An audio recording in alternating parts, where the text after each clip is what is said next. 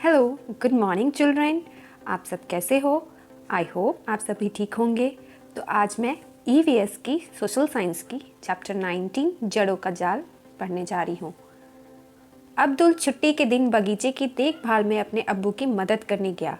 अब्बू आज मटर की क्यारियों में से सूखे पत्ते और जंगली घास निकालकर एक जगह जमा कर रहे थे। अब्दुल भी पास की एक क्यारियों में से घास खींचने लगा। वह घास के पौधे को आसानी से नहीं खींच पा रहा था। 2-3 घास के पौधे खींचते ही उसके हाथ लाल हो गए। खींचने के चक्कर में बेल के सहारे के लिए जो डंडी लगी थी वह गिर गई और तो और मटर की नाजुक बेल भी टूट गई। अब्बू ने कहा, तुम घास के पौधे क्यों खींच रहे हो? घास की जड़ें बहुत मजबूत होती हैं, तुम्हें इन्हें खोदकर निकालना पड़ेगा। अब्दुल ने खुरपी से कुछ घास के पौधे को उखाड़ना चाहा, पर मुश्किल था। उसने देखा कि घास का पौधा जितना बड़ा जमीन के ऊपर था, उससे कहीं ज्यादा जमीन के नीचे फैला हुआ था। घास का छोटा सा पौधा भी आसानी से क्यों नहीं निकल पाया, जबकि मटर की बेल के सहारे के लिए लगी डंडी एक झटके में गिर गई। क्या सभी पौधों की जड़ें होती हैं? अपने आसपास कुछ पेड़ पौधे देखो, अंदाजा लगाओ इनकी जड़ें कितनी गहरी होंगी। अब आप भी अपने घरों के आसपास जितने भी पौधे होंगे उन सभी को आप निकाल करके देख सकते हैं उनकी जड़ कितनी बड़ी है। 3 दिन बाद अब्दुल ने देखा कि मटर के पौधे का टूटा हुआ एक हिस्सा सूख गया था। चित्र को देखो, अंदाजा लगाओ पौधे का कौन सा हिस्सा सूख गया होगा और क्यों। देखिए क्यों सूख गया वो हिस्सा, अब सोच करके बताइए। अब्दुल को याद आया कि सलाद के लिए कुछ मूलियाँ निकालनी है। अब्दुल मूलियाँ उखाड़ने लगा। उसने सोचा, क्या यह भी जड़ें हैं? अभी अब्दुल ने कुछ ही मूलियाँ उखाड़ी थी कि बहुत तेज आंधी बारिश होने लगी। उन्होंने मूलियों को उठाया और घर की ओर भागे। वे अभी घर पहुंचे ही थे कि अचानक आंगन में खड़े नीम के पेड़ की टहनी टूटकर गिर गई। अब्बू बाल बाल बचे। वे दोनों अम्मा के साथ चाय पीने बैठ गए। अब्बू बोले, पौधे सूखे जा रहे थे, अब बारिश हो गई है, सो हमें पौधों को पानी देने की जरूरत नहीं है। अब हम आराम से बैठकर लूडो खेल सकेंगे। तुम क्या सोचते हो कि तेज आंधी के बावजूद नीम का पेड़ क्यों नहीं गिरा? मुरझाए हुए पौधों को पानी देने से उनकी पत्तियां फिर से हरी हो जाती है। कैसे? तुम्हें क्या लगता है, क्या सभी पौधों को पानी चाहिए? तुम्हारे आसपास किन पौधों को नियमित रूप से पानी देने की ज़रूरत होती है? अगर इन पौधों को पानी न दे तो क्या होगा? अब्दुल का ध्यान इस बात पर गया कि उसने तो कभी नीम के पेड़ को पानी नहीं दिया। उसने सोचा, नीम के पेड़ को पानी मिलता कहाँ से है? तुम्हारे आसपास ऐसे कौन से पेड़ पौधे हैं जिन्हें पानी देने की ज़रूरत नहीं पड़ती? उन्हें पानी कहाँ से मिलता है? कोई 2 अंदाज लगाओ। तो इन क्वेश्चन के आंसर आप अपने अनुसार दे सकते हैं कि इतनी तेज आंधी के बावजूद पेड़ क्यों नहीं गिरा? क्योंकि उसकी जड़ें बहुत मजबूती से और काफ़ी ज़मीन के अंदर होती है। मुरझाए हुए पौधों को पानी देने से उनकी पत्तियाँ फिर से हरी हो जाती, क्योंकि उनकी जड़ों में पानी चला जाता है, जिससे वह अपने पोषक तत्व पा लेते हैं। तुम्हें क्या लगता है, सभी पौधों को पानी चाहिए? हाँ, सभी पौधों को पानी चाहिए, पर कुछ पेड़ हैं जिन्हें काफ़ी समय तक पानी न मिले तो भी वह जीवित रहते हैं। तुम्हारे आसपास ऐसे पेड़ को पानी देने की ज़रूरत है तो उनके नाम लिखना है। जैसे छोटे छोटे पौधे होते हैं, गुलाब हो गए, तुलसी हो गए, इन सभी को पानी की ज़रूरत होती है तुरंत। अगर इन पौधों में पानी न दे तो वो मर सकते हैं, उनकी जड़ें सूख जाती हैं, फिर पत्तियाँ भी सूख जाती हैं। अब्दुल का ध्यान इस बात पर गया कि वो तो कभी पानी डाला ही नहीं।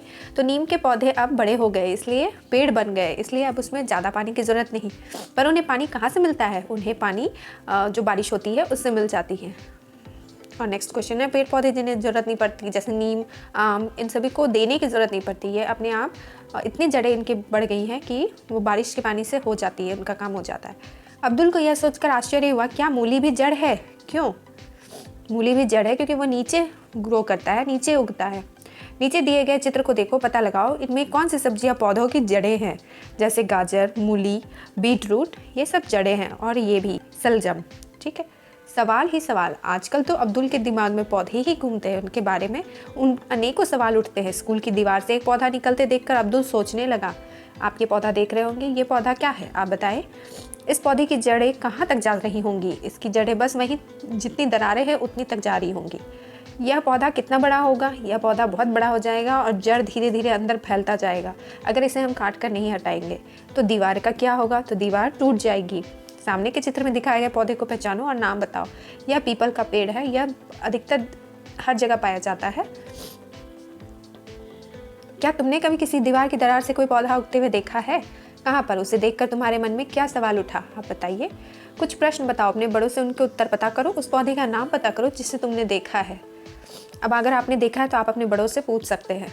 अब्दुल ने देखा कि रास्ते में एक बहुत बड़ा पेड़ गिरा हुआ था। उस पेड़ की कुछ टूटी हुई जड़ें भी दिखाई दी। उसे अपने घर का नीम का पेड़ याद आ गया। उसने सोचा, क्या इतने बड़े पेड़ को किसी ने उखाड़ा होगा या अपने आप ही गिर गया? यह पेड़ कितना पुराना होगा। चित्र में देखो कैसे पेड़ के चारों तरफ की जमीन सीमेंट से पक्की की गई है। इसे बारिश का पानी कैसे मिलेगा?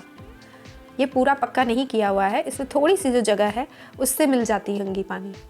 और ये पुराने, बहुत पुराने पेड़ होते हैं जिनकी जड़ें इतनी फैली हुई रहती हैं।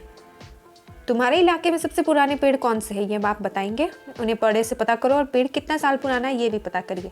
क्या कभी तुमने कोई बड़ा पेड़ गिरा हुआ देखा है? उसे देखकर तुमने क्या सोचा? अब ये आप खुद बताइए कि आपने क्या सोचा। अरे जड़ें ऐसी भी। और सुनो एक मज़ेदार बात, बरगद के पेड़ की लटकन जिस पर अब्दुल और तुम्हारे जैसे बच्चे झूला झूलते हैं, असल में इसकी जड़ें हैं। वे टहनियों से निकलती हैं और बढ़ते बढ़ते ज़मीन के अंदर चली जाती है। ये मजबूत खंभों की तरह पेड़ को सहारा देती हैं। दूसरे पेड़ों की तरह ज़मीन के अंदर भी बरगद की जड़ें होती हैं। पेड़ काटने के खिलाफ कानून है। सड़क पर बिजली के खंभे के पास एक इतना लंबा घना पेड़ था कि बल्ब की रोशनी भी नहीं आ रही थी, इसलिए लोगों को उसकी छटाई की ज़रूरत हुई। ऐसा करने के लिए भी लोगों को इलाके के सरकारी दफ्तर से लिखित मंजूरी लेनी पड़ी। क्या तुमने कभी ऐसा पेड़ देखा है जिसकी जड़ें टहनियों से लटकती हों? मैंने तो देखा है, अब आप बताओ। क्लास में 3 या 4 बच्चों के समूह में बट जाओ, इन चीज़ों को इकट्ठा करो। कांच का ग्लास या चौड़े मुंह वाली बोतल, रुई, रबड़ बैंड, धागा, कुछ दाने साबुत मूंग, गेहूं, बाजरा, सरसों, चना या राजमा। अब यह प्रयोग करो। हर समूह अलग अलग प्रकार के बीज ले। एक ही तरह के 5-6 बीजों को एक कटोरी पानी में रात भर भिगो दो। एक कांच का गिलास या फिर चौड़ी मुंह वाले बोतल लो। इसके मुंह पर रुई की एक तरह गीली करके रखो। इसे रबर बैंड का धागे से बांध दो। भीगे हुए बीजों को गीली रुई पर रख दो। ध्यान रखें कि रुई गीली रहे। इसे 10-12 दिन तक रोज देखो। क्या बीजों में से कुछ निकलता है, दिखाई दे रहा है? पौधा चौथे या 8वें दिन कैसा लगता है, उसका आपको यहाँ पर चित्र बनाना है। अब इन प्रश्नों को कॉपी में लिखिए। सूखे और भिगोए हुए बीज में क्या अंतर दिखे? सूखे बीज में कोई अंतर नहीं होगा और भिगोए हुए बीज में अंकुरित आ गए होंगे। अगर रुई सूखी रह जाती तो क्या होता?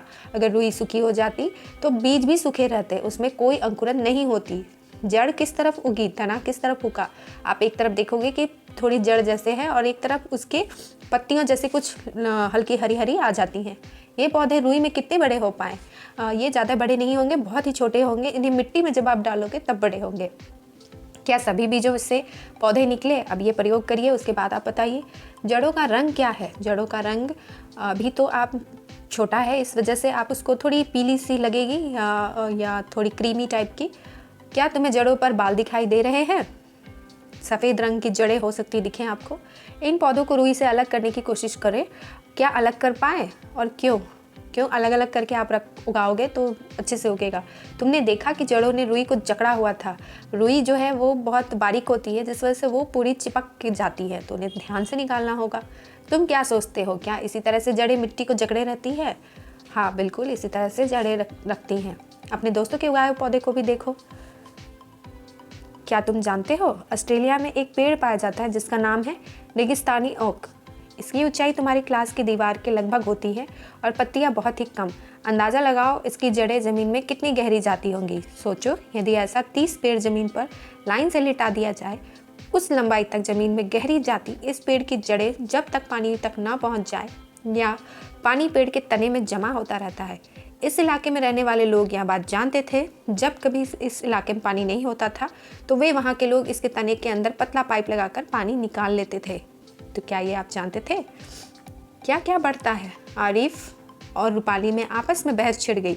ये चीज़ें बढ़ती हैं। आरिफ पत्ते, मुन्ना, कली, पिल्ला, नाखून, गाड़ी। रूपाली चांद, पेड़, मैं, बाल, तरबूज, मच्छर, कौआ। तुम्हें क्या लगता है इनमें से कौन सी चीज़ें बढ़ती हैं?